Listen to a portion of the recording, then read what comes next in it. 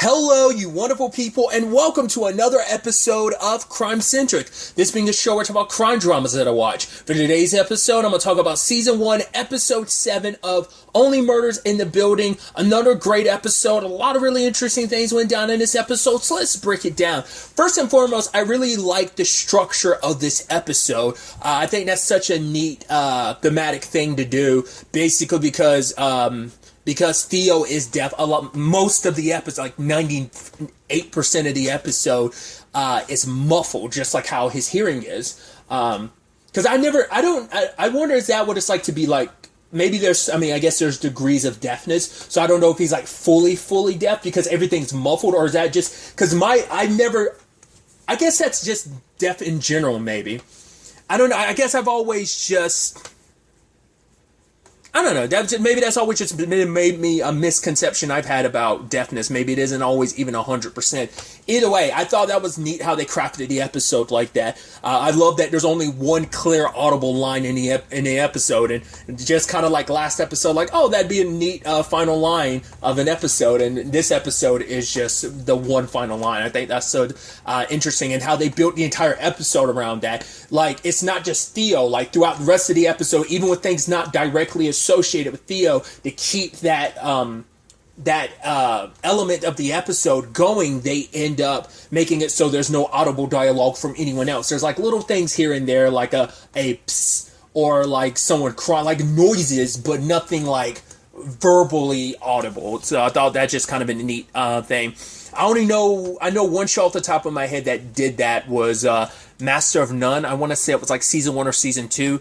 I think I only ever saw part of the episode, but I remember my friend Anna was talking about, I think she was a really big fan of the episode, thinking she thought it was really lovely that the entire episode was from this a deaf character's perspective, and the entire episode was kind of designed around that. So I want to say there's something recently that I watched that was kind of like that. I think Evil had an episode last season. It was basically they were at a convent where everyone had to be quiet. They couldn't say anything. So the episode was kind of structured entirely around that. So it was kind of interesting. Obviously most recently probably like Echo, the elements of Echo's story and that character and just her story in general in Hawkeye. But I guess a little bit of Riverdale too, because of spoilers, Jughead circumstances this season. But either way, I just thought that was kind of a neat thing. And I thought it was such an interesting element when we first start off with Theo, because I was already a little suspicious of Theo, because the moment they're like, okay, Angel, Inc., and it connecting to Teddy, I was like, right, it's not going to be Teddy, it's going to end up being Theo. And so, but the moment they introduced Theo at first, I was like, oh, is he actually looking into this? And he's trying to like, is he going to try and put all the blame on his father or what? But it's like, no, it turns out him and his father are in this together. I was like, wow, my money was on this all being Theo, and that maybe he signed everything in Teddy's name, and Teddy's going to be the fall guy, but it would end up actually being Theo. Turns out they're both in this together. It's probably Teddy's operation that he kind of brought his son along, because we kind of get a little bit of a peek into some of their relationship. Like when they were younger, his dad, I guess it's because him being the person that he is, and maybe like his connection to music and stuff like that, he wants his son, but it's like he plays his song and it's just like Theo couldn't hear it, so he turned it up louder and he pushed the headphone on his head, and he's like, I'm sorry, because it's like, right, this is something that's important to me, it's a special song, and him not being able to hear it just frustrated him, because it's just one more thing he can't share with his son. But I think that's a little indicative of their relationship, how he can be, in his own ways, I think, abusive. And, you know, and once again, we got that little peek, but the way he kind of talks to Theo, I mean, granted, they're in a criminal situation, so it's understandable to some extent why he kind of blow up at Theo the way he does, but the way he talks to him, it almost feels like he's constantly putting Theo down. It's like, no, I look out for you, you don't look out for me. And, you know, and maybe that's just a parent thing of like, you're my child, so I'm going to look after you, but that can almost be seen like, I've always had to look after you, that's my job, your job isn't to look after me.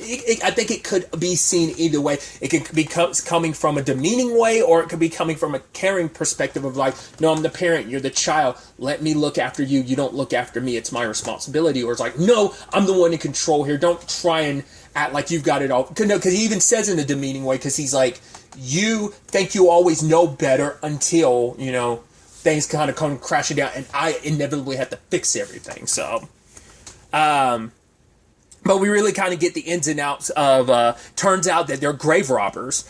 There's a whole bunch of urns. So part of me wonders, is it a thing of that they probably take, I guess, maybe that's Teddy's main, well, because we know the Demos family is connected to like, food and stuff like that, but maybe Teddy makes his money, because there's a funeral home that, I guess that might be where Theo works, and they take advantage of that. I'm assuming the business is we cremate a body, we steal the jewelry from it, or something of that nature. That's where all the jewels are coming from. It's not just stealing from people's apartments in the Arconia, it's stealing from dead bodies.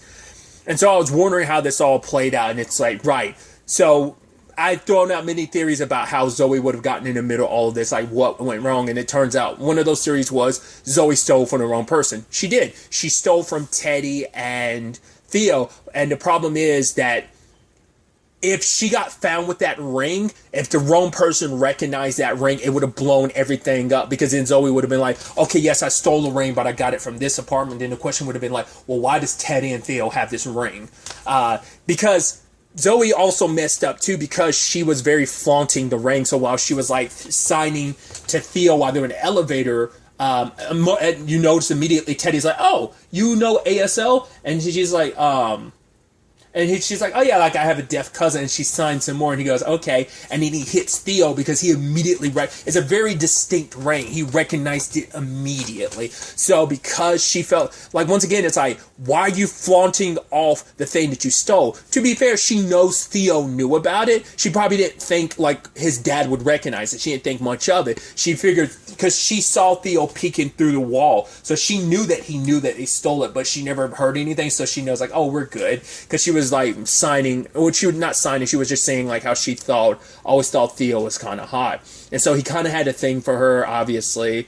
And this is a side, like, we only got that tiny peek into Zoe maybe like episode 2, like her and Oscar. Like, we got to spend a lot more time with Oscar obviously in these past 2 episodes a little bit, but this is our first time really getting to spend, like, probably kind of already knew Zoe wasn't the best person. Doesn't mean she deserved to die, but still she wasn't the best person, because she was the one mainly stealing stuff. That was kind of her, like, you know, because she thought it was exciting. Like, what the Hardy Boys kind of started off was, you know, when it was just Tim and Mabel, and what it kind of eventually grew into with Zoe and Oscar, you know, not everyone was 100% on board with, but they went along with it, and obviously Mabel was just kind of like, sure, because it's like, right, you guys are my best pals, but she wasn't really all about it, and it's just that's a sad thing of like, right, you just stole a lot from a lot of people's places, and you just happened to steal from stealers, and that ended up being the biggest issue of all. So the night that she was having a conversation with Oscar, we only got part of the argument, but it seems like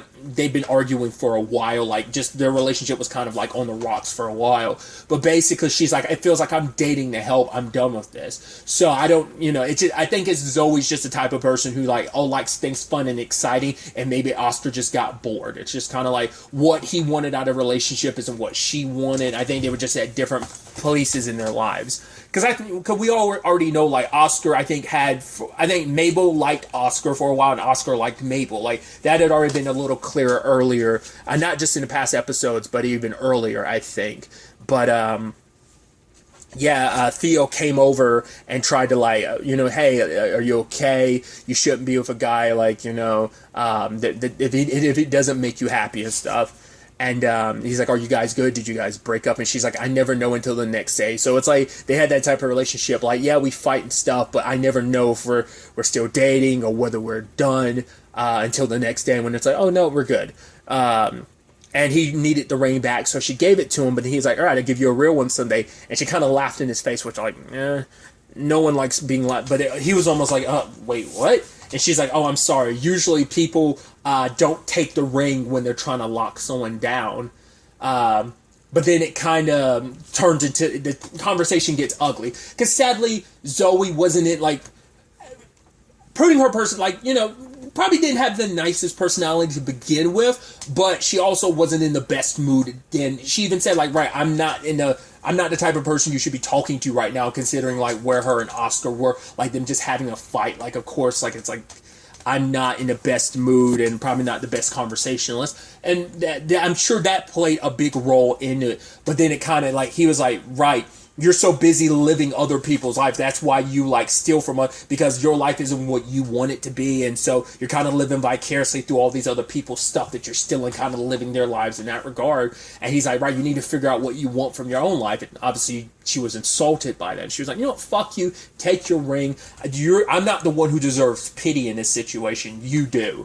Like kind of throwing it back at him because her pride was hurt. So, and just it led to pushing and shoving, and it was a complete another accident. Because I was kind of worried the entire time. I was like, oh, is Teddy going to come up and push her? Like, I figured it probably was an accident, but I wasn't sure how that was going to play out. I didn't know if Teddy was going to confront her, then it turns into a issue, but it's then and there. So Theo's the one who killed her, but his dad ended up being the one that cleaned up the situation, because Tim saw everything.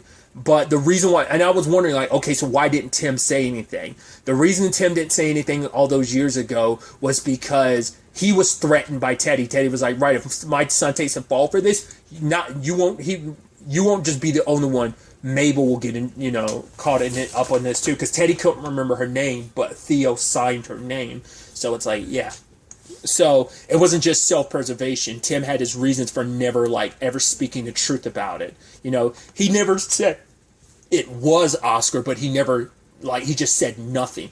He had made the mistake and already talked to Mabel before Teddy and Theo tracked him down later. So now for Mabel, she knows that he knows it wasn't Oscar, but he refused to say anything.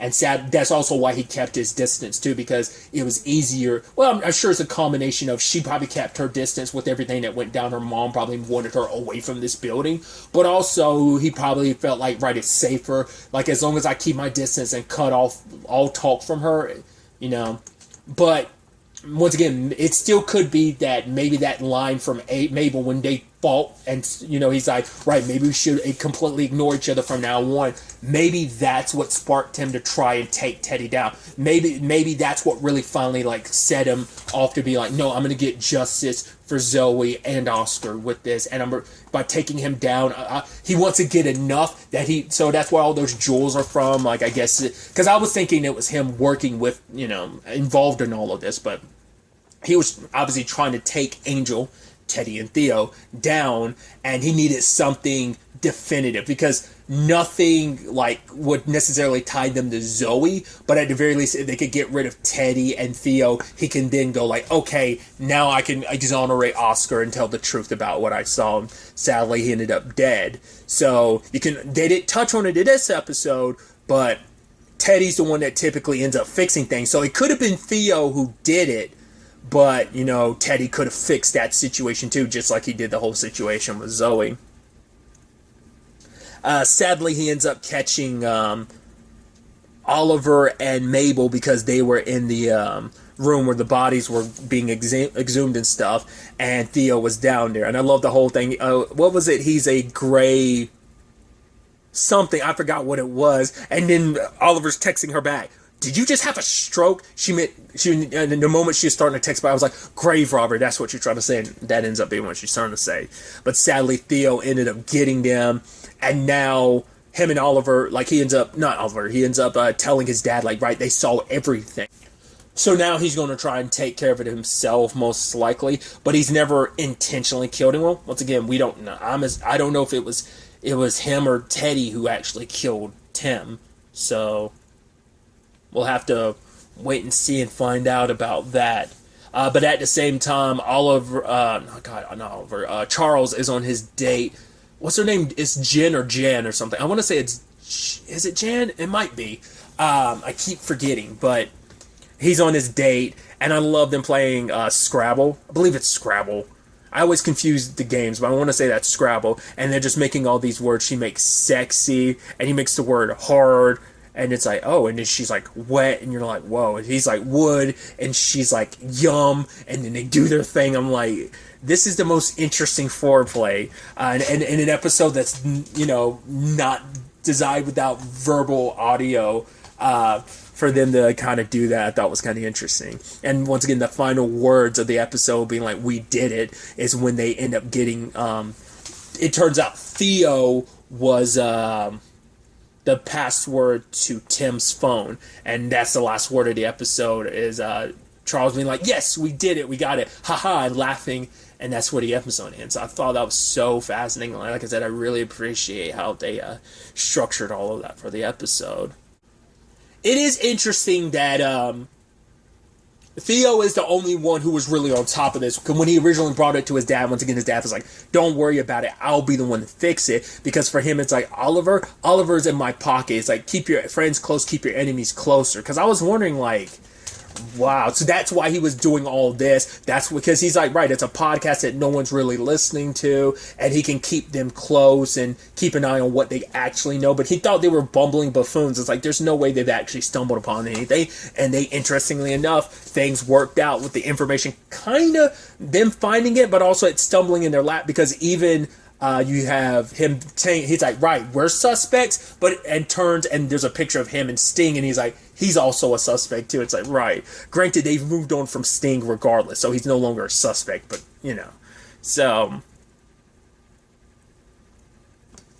but Teddy wasn't taking this as seriously as Theo was, and it turns out probably should have, because they were a lot closer, despite Theo showing him evidence saying, like, right, they're closer than you think. Either way, I'm very, very excited to ultimately see where all of this ends up taking us going forward into the next episode. But really, that's all I want to talk about. So the next time we meet, be happy, be safe, live life to the fullest, and enjoy it.